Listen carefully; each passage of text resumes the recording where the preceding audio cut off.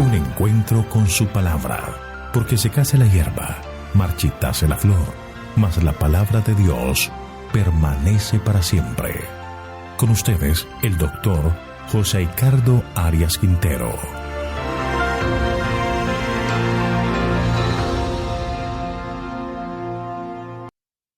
Hoy vamos a estudiar Salmo capítulo 74. Apelación a Dios en contra del enemigo. Vamos a orar. Padre eterno y bondadoso, te alabamos porque eres un Dios de amor y misericordia. Te pedimos en este momento que al abrir tu palabra, tú seas nuestro maestro y nuestro guía. Gracias, Señor, por todos tus cuidados, por todo tu amor, por toda tu misericordia. Pues lo pedimos en el nombre de Jesús. Amén. El sobrescrito de este salmo dice, Másquil de Asaf. Másquil significa introducción. Estos salmos dan instrucciones para el remanente fiel que sí entenderá. El Salmo 74 quizás se compuso después de que Nabucodonosor tomara la ciudad de Jerusalén. Describe vívidamente la desgracia de los judíos y destaca la destrucción del templo. Este salmo es un grito de dolor y desesperación y fue escrito por los descendientes de Asaf. El pueblo de Israel se había apartado de Dios y la destrucción fue inminente por los babilonios que vinieron y destruyeron la ciudad, y el templo de Dios fue profanado y destruido. Este es un clamor de ayuda y de restauración.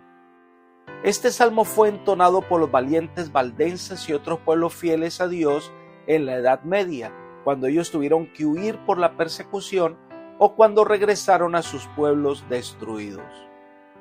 Este salmo consta de 7 estrofas, independientes la una de la otra, y termina de manera abrupta, como si el salmista hubiese sido interrumpido. Algunas lecciones. Podemos decir que la primera estrofa son los versículos 1 al 3, son la introducción del salmo. El salmista comienza con una apelación a Dios. Leamos el versículo 1. ¿Por qué, Dios, nos has deshecho para siempre? ¿Por qué se ha encendido tu furor contra las ovejas de tu prado? Pareciera como si Dios hubiera desheredado a su pueblo. En la versión de la traducción del lenguaje actual, comienza este salmo así: Dios y pastor nuestro, ¿por qué nos rechazas? ¿Va a estar siempre enojado con este pueblo que es tu rebaño? El salmista reconoce a Dios como el buen pastor. Un pastor enojado por la rebeldía de sus ovejas. Reconoce que lo que ha pasado a Israel es porque ha provocado la ira de Dios por su desobediencia. Perdieron al pastor y las ovejas quedaron a merced de las fieras. Muchas veces alejarnos de Dios nos lleva por caminos tenebrosos que solo Dios, obrando con poder, puede restaurar. Porque no hay otro camino ni tampoco otra solución. Entonces el salmista pasa a recordar quién era Israel. Versículo 2 del Salmo 74. Acuérdate de tu congregación, la que adquiriste desde tiempos antiguos, la que redimiste para hacerla la tribu de tu herencia, este monte Sión donde has habitado. La manera en que personaliza a este pueblo y mostrando la posición ante Dios, la describe como tu congregación, la que adquiriste. Es lo mismo que decir que el pueblo que tú rescataste, que redimiste, que pagaste precio por ella. La llama la tribu de tu herencia. El hebreo dice vara de tu herencia. La vara es símbolo de autoridad y se transformó en símbolo de la tribu. Y le recuerda que el monte Sión, donde estaba el templo, era el lugar donde el Señor habitaba con su pueblo. El pueblo de Israel era su oveja adquirida y el Señor, como el buen pastor, estaba enojado con este pueblo, tanto que permite su destrucción. Y entonces pide que mire toda esta destrucción que ha venido a Israel. Versículo 3. Dirige tus pasos a las ruinas eternas. a todo el mal que el enemigo ha hecho en el santuario. La destrucción causada por los babilonios, el despojo y todo lo que Babilonia pudo hacer para borrar a Jerusalén, lo hizo, y el salmista lo describe como ruinas eternas, una destrucción total del pueblo. La segunda estrofa son los versículos 4 al 8 y habla de la destrucción que sufrió el templo por la invasión de los babilonios. Leamos: tus enemigos vociferan en medio de tus asambleas, han puesto sus estandartes por señal, son como los que levantan el hacha en medio de tupido bosque, y ahora con hachas y martillos han quebrado todas tus entalladuras. Han puesto a fuego tu santuario, han profanado y echado por tierra el tabernáculo de tu nombre. Dijeron en su corazón: destruyámoslos de una vez. Han quemado en la tierra todas las moradas de Dios. Los enemigos de Dios levantaron sus estandartes en Israel, en medio del templo, y los soldados enemigos fueron destruyendo cada cosa que encontraron a su paso. El término vociferan viene del hebreo que significa rugieron y se hace referencia al tumulto bélico. Se compara a los saqueadores con bestias feroces. Habían levantado abiertamente sus enseñas de guerra en lugar de los verdaderos emblemas de Jehová. El lugar santo cayó bajo el predominio extranjero. Para los judíos, los estandartes paganos levantados en el templo eran la mayor vergüenza posible, y describe la destrucción del templo, lugar visible y el más significativo para Israel. Los babilonios quemaron el templo y lo profanaron, convirtiéndolo en un montón de ruinas. Recuerden que en aquella época el concepto que se manejaba es que los dioses de Babilonia habían derrotado al Dios de los judíos. Por eso se llevaron los utensilios de oro del templo de Jerusalén y lo colocaron en el templo del dios Marduk en Babilonia. Eran el botín de guerra. La tercera estrofa de este Salmo 74 son los versículos 9 al 11 y hay un lamento de reclamo al Señor. Nos encontramos con el versículo más triste de este Salmo, que es el versículo 9.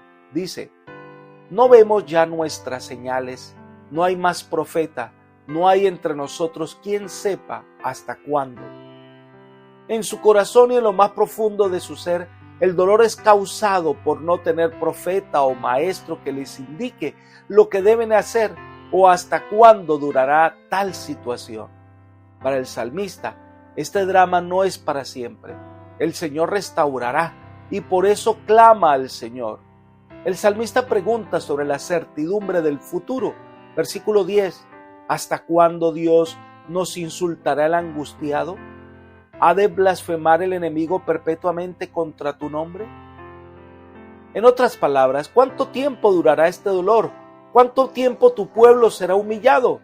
Y el salmista recurre al honor de Dios cuando dice: habla de tu nombre, es decir, que es el prestigio de Dios el que está en juego y hasta cuándo va a permitir tal cosa. Y entonces le reclama al Señor, versículo 11, ¿por qué retraes tu mano? ¿Por qué esconde tu diestra en tu seno? En otras palabras, lo que le dice es: ¿por qué no extiende Dios la mano para librar a Israel? Pareciera que la mantuviese dentro de los pliegues de su manto. El salmista expresa impaciencia porque piensa que Dios debería mostrar su poder aniquilando a los invasores. Piensa que Dios debería actuar, debería mostrar su poder. Le reclama a Dios por acciones claras. La cuarta estrofa del Salmo 74 son los versículos 12 al 17. En esta sección el salmista recuerda la manera milagrosa en que el Señor guió a su pueblo en el pasado. Expresa su confianza en el Dios que todo lo puede. Versículo 12. Pero Dios es mi Rey desde tiempo antiguo, el que obra salvación en medio de la tierra. El salmista se consuela cuando recuerda las anteriores liberaciones que Dios ha realizado en favor de su pueblo.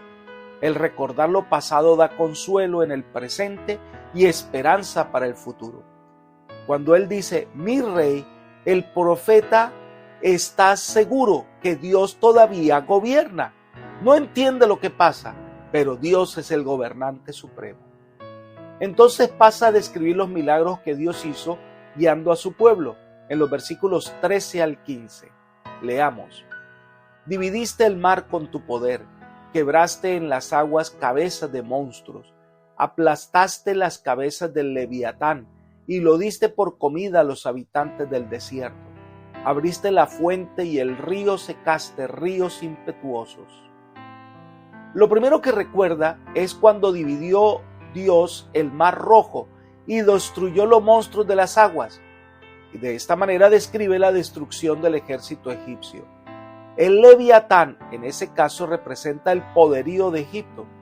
Y entonces lo diste por comida a los animales del desierto. El lenguaje literal describe los monstruos marinos muertos y echados en las costas para que los devoren los animales salvajes.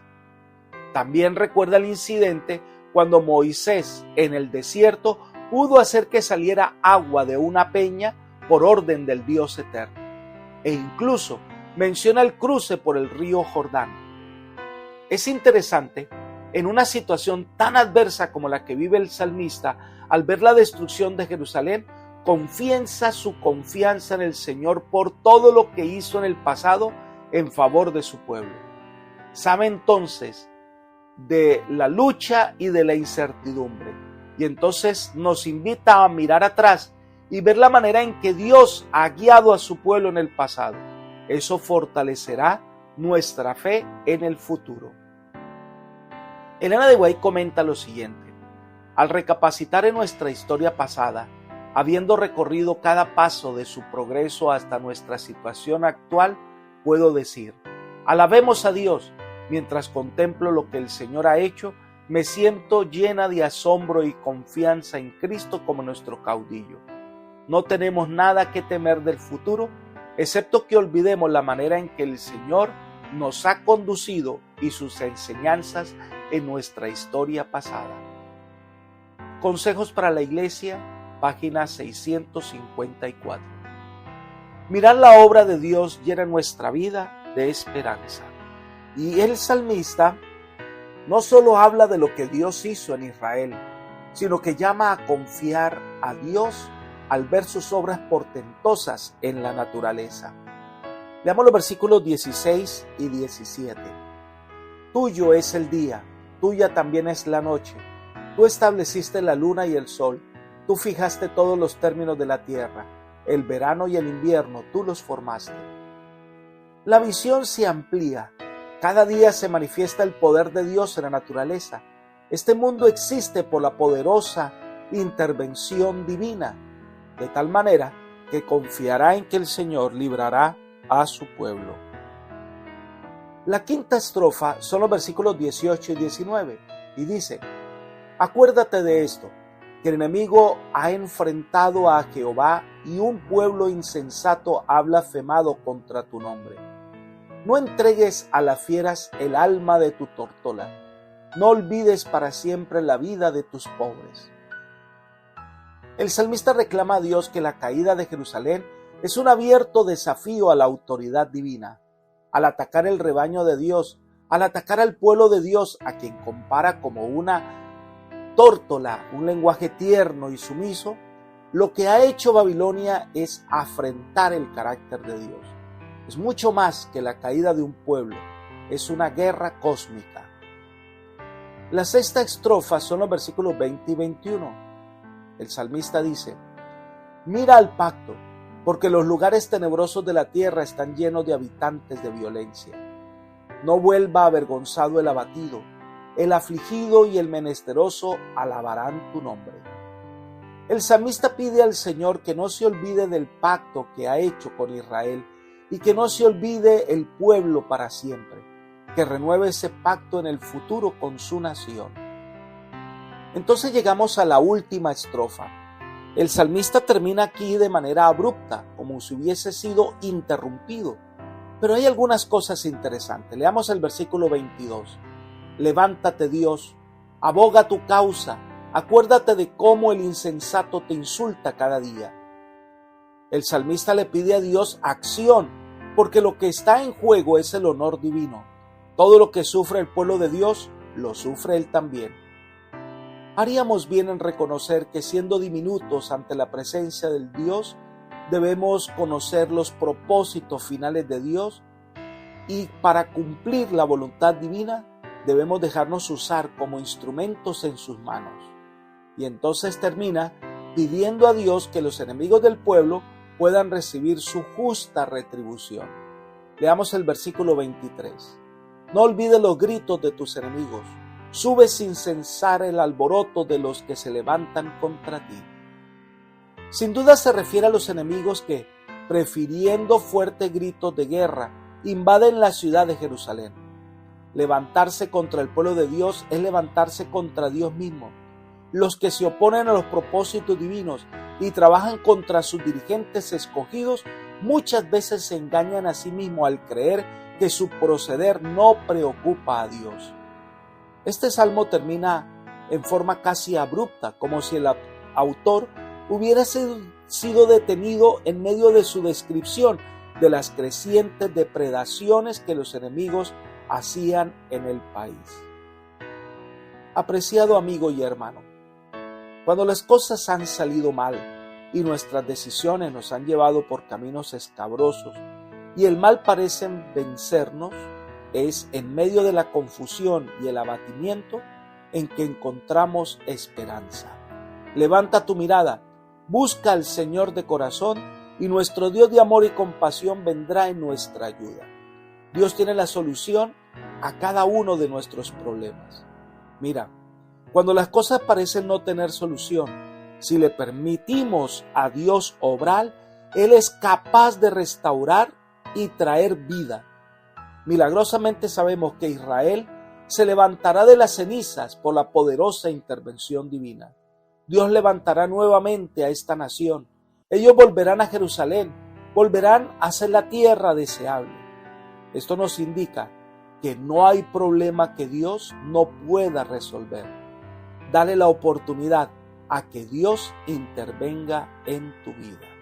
Que el Señor te bendiga y te guarde, es mi oración por ti. Amén.